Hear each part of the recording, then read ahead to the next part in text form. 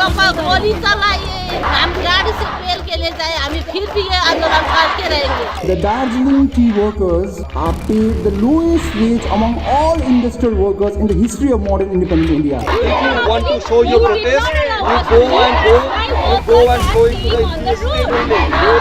No.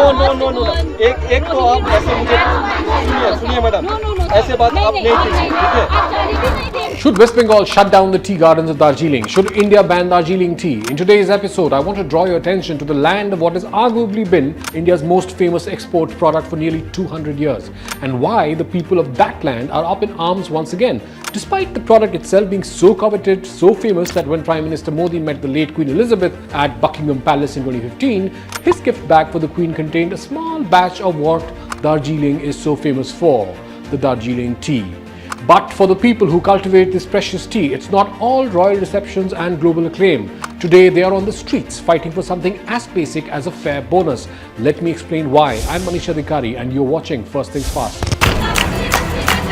तपाईले बोनसको अगाडि बन्द गर्यो भने फर्केर चाहिँ नआउनुस्।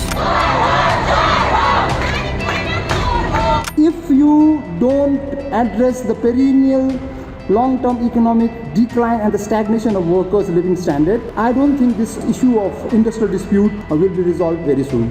When Charles Darwin was writing his Origin of Species, one of his best friends, Joseph Dalton Hooker, was in Darjeeling. I'm talking about the 1840s right now, not the 1940s, the 1840s. The first war of independence was some 15 odd years away. Anyway, marveling about Darjeeling and the surrounding Himalaya, Hooker would write, "There is no quarter of the globe so rich in plants.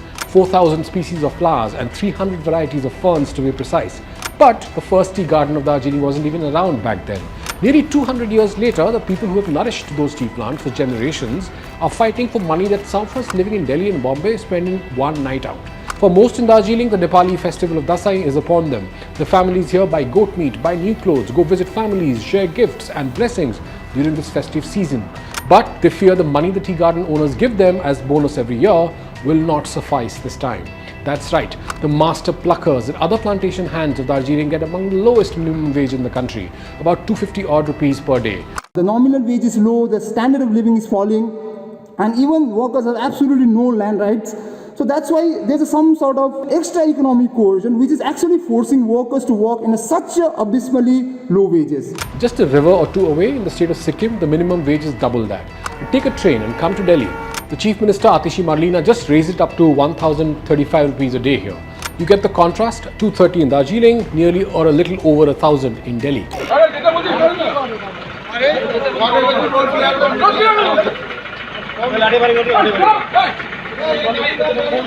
On September 30th, 2024, the Darjeeling Hills and the surrounding parts of North Bengal came to a standstill.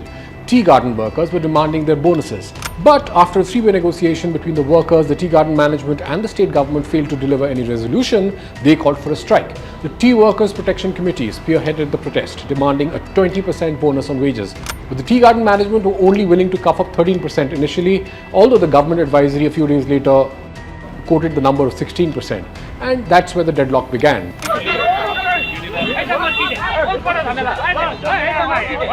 The tea garden workers shut down all roads leading to the hills, bringing traffic to a standstill from 6 a.m. to 6 p.m., a 12-hour blockade. Emergency services, tourists, no one was spared the impact of this strike. Protesters even locked vehicles at key points like Kershaw and Sukna, making sure nothing moved. This bandh, called by tea garden unions, marks the first strike in the Darjeeling Hills in nearly 7 years.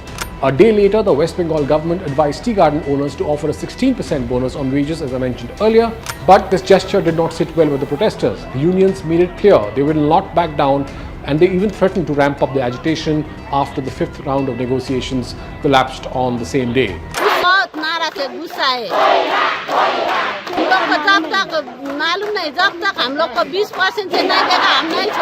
There's a deep sense of community within this region. So they feel that even at the short term, so they are willing to bear the short term economic loss for the larger economic gain and the prosperity of the community in the long run. It is deadlocks like these that prompts many strong-minded locals to question whether the tea gardens are really worth it at all.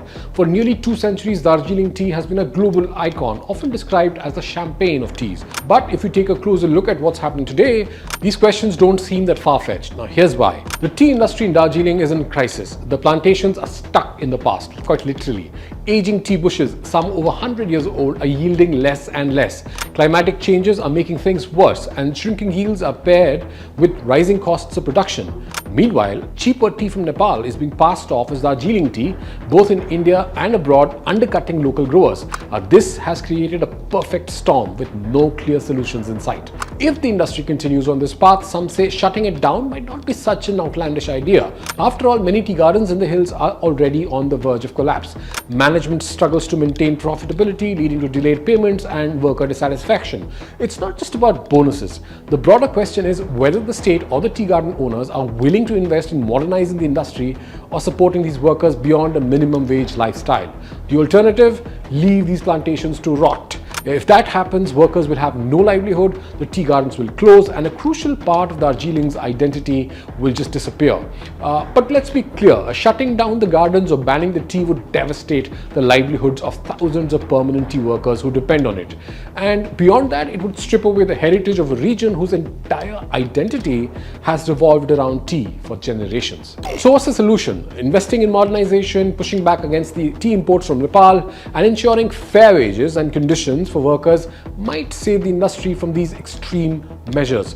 But for now, the deadlock continues.